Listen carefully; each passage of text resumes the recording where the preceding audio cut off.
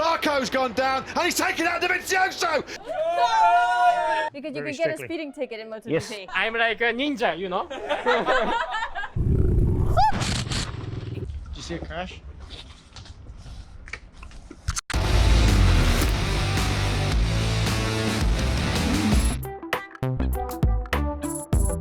This week we traveled to Barcelona for the 9th round of the MotoGP Championship.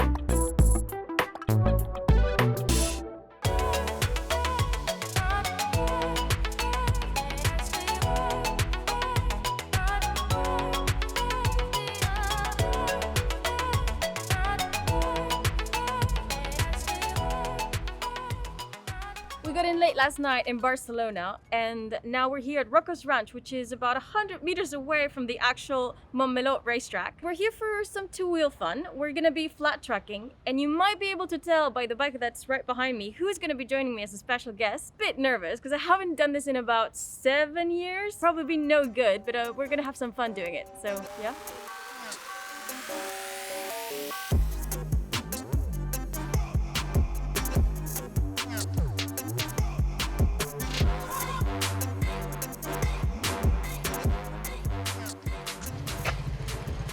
Hi Vanessa! What's going on?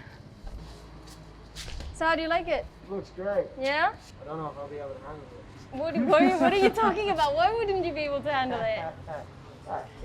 You're supposed to be teaching me. I'm supposed to be teaching Yeah? you, okay, but try and I was help me waiting out. for you. I needed a teacher. I'll get some gear on then and we'll get into it, huh? Yeah? Alright. Just saying. Like that. Yeah, do you too? Look at you got all new boots on. You're gonna have more problems than me with your new gear. Why are you saying those They're gonna be things? stiff ass. I hope you've Why are been you walking getting a- into my head? walking around. You know and you're all supposed that. to be a teacher and like sort of encouraging and you know, what the hell are you doing to me? Oh, just trying to break down the competition. You know how it is. It's not like you need that. All right, Vanessa, are you ready? First gear. Let's go. That's it. You're doing it. Where's first gear? Hold on a minute, because I'm not gonna get this one Just wrong. thought- I'm not gonna get this We'll one just go wrong. through the basics. First gear, First gear? if I'm, it's down one, Yep. and then up, Then up, up. up. Yes. Good. You've got the first one right. What about the hand-eye coordination with the clutch? We'll see about that. It's Make sure you got dodgy, cameras rolling on first takeoff here.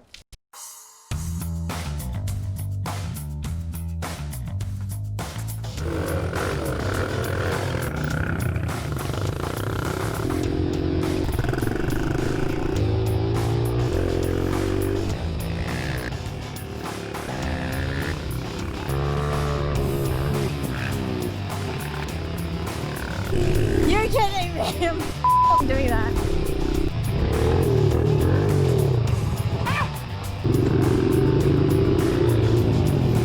You know what?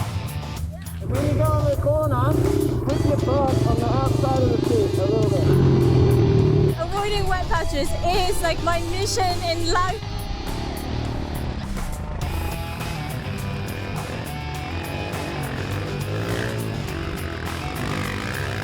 The man is crazy. No, I'm the crazy one for trying to do this track, Miller. Oh boy.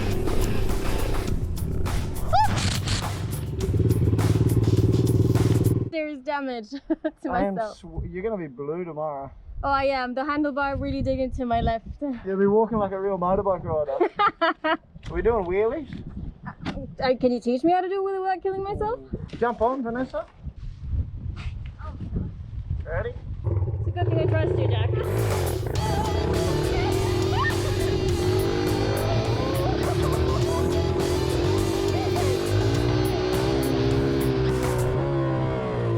Okay, we're good now.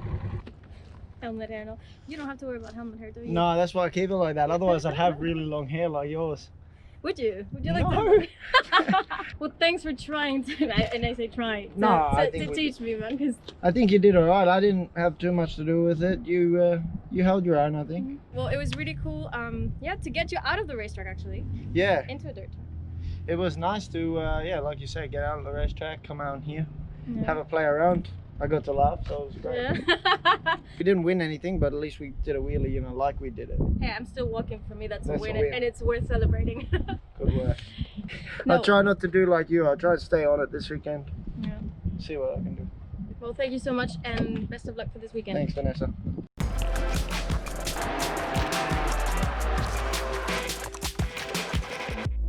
This week we have a new challenge for the riders, and we're using a device that athletes tend to use in their training routine to improve their reaction times.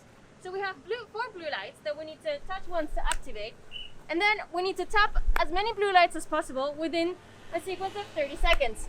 The rider that gets the most gets the best reaction time. You're giving me a strange look. What? But today the budget is a little bit more, no? The budget today is higher. So we're here with the Petronas boy. How's it going? How is it? Hi. You could have picked a hotter spot. Look how hot it is here. This is. I can't be sweating on camera. I don't know what we do. Don't look too excited. always, you know, Moto3 is fast. Are you ready? No. Do you know who wants to go first? Xavi. Nah, Xavi. Hey, Xavi, it goes on the last result. It goes on the last result.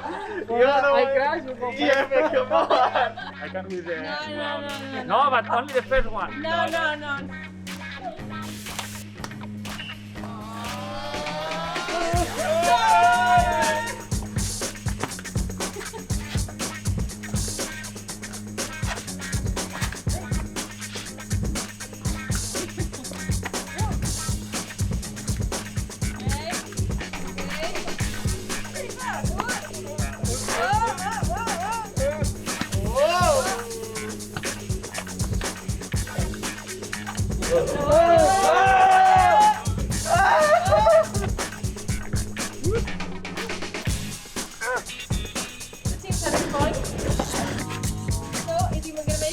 No, for sure not.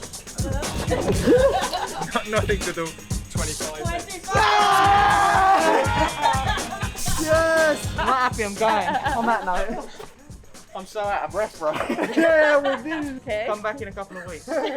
We'll see who wins then. Okay, okay, well. And even with this, Yeah, with this. it's like you are in 3,000 altitude meters. You might be slightly exaggerating, huh? Okay, just a little bit, okay? For sure, I buy some lights to training now for next time.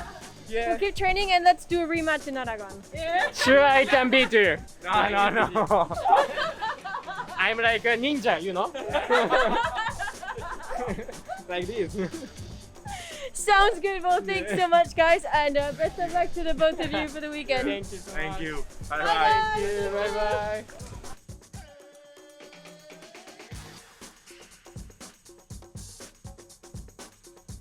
I thought it would be a good idea to come to the Red Bull KTM factory pitbox and speak to Paul Trevathan, who is Paul Espargaro's crew chief, to get a bit of information about the bike.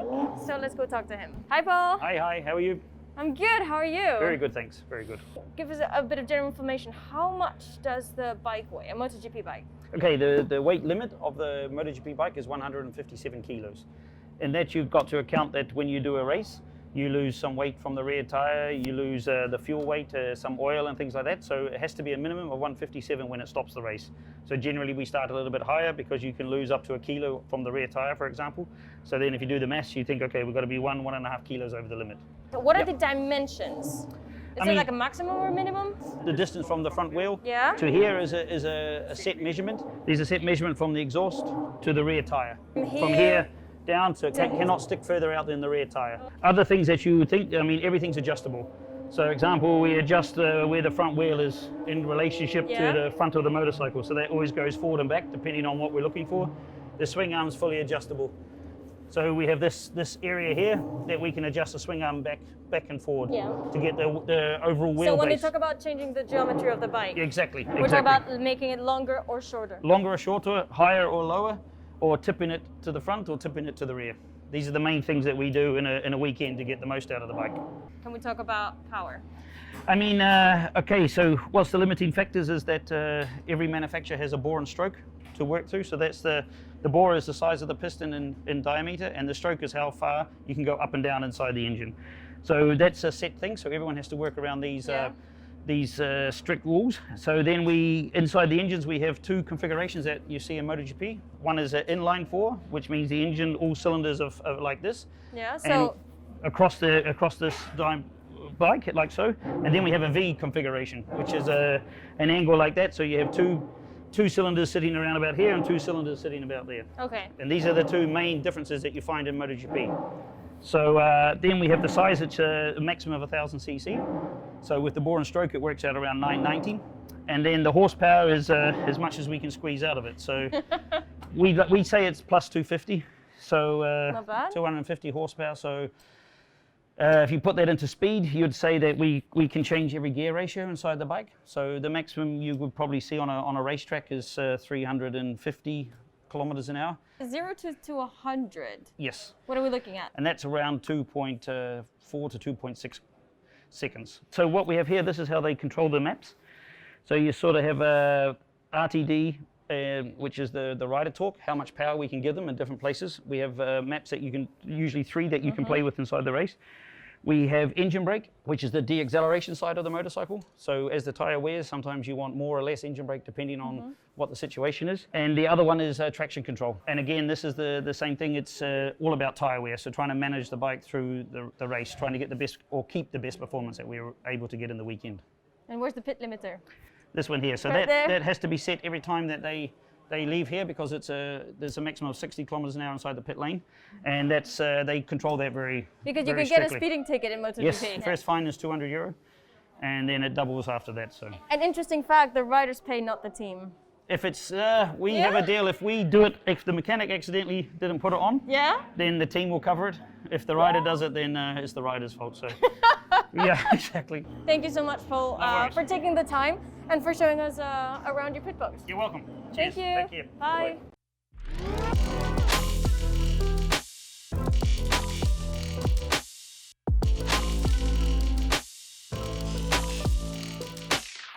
Another exciting first race of the day with the Moto3 class, with the first ever Moto3 victory for Darren Binder, a second place for Tony Arbolino, and a third one for Dennis Foggia. In the Moto2 class, we saw the championship leader in Moto2, Luca Marini, take the win, and it all came down to the drop of the rear tire for both him and Sam Lowes. Marini overtook him 2 laps to go, and he ultimately took that win. And in third place, Fabio Di Gianantonio. And I do believe the karting from last week paid off and had something to do with the podium finish this week. With the temperatures dropping, let's see what happens in the MotoGP race.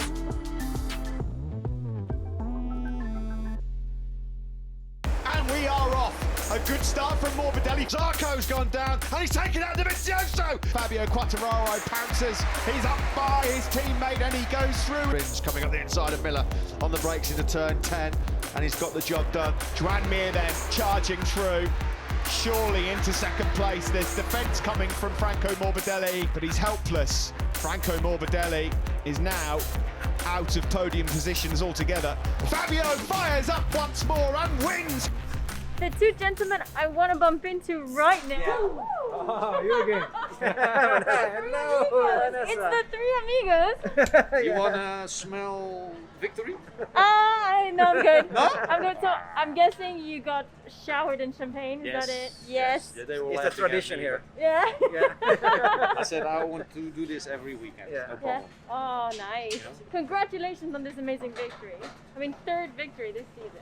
Pretty Fourth. impressive. Fourth. Sorry, true, fourth. Sorry, with for Fabio. Excuse me. No, third victory for Fabio, Third fourth for for the Fabio. team, okay? Yeah. Okay. And you guys leave with Fabio being the championship leader. Yes.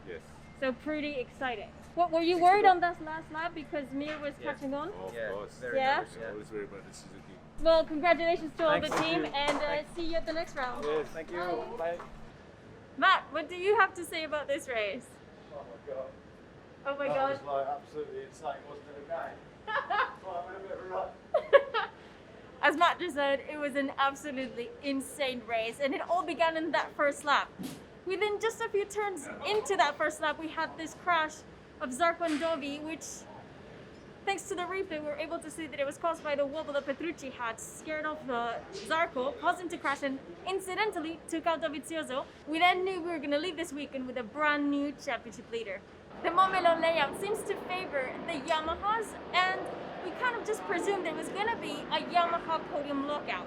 But because of the temperature drop and the effect it had on grip, especially on the left-handers, we saw many riders crashed out. Fabio Quartararo did lead most of the race and ultimately took the win, and he was the only Yamaha on the podium, followed by both Suzukis from John Mead and Alex Rins. And incidentally, it's been 13 years since the last time we saw the two Suzuki bikes on the podium. Join us next time for the French Grand Prix, and don't forget to subscribe to the Red Bull Motorsport YouTube channel so you don't miss the next episode of Inside Pass.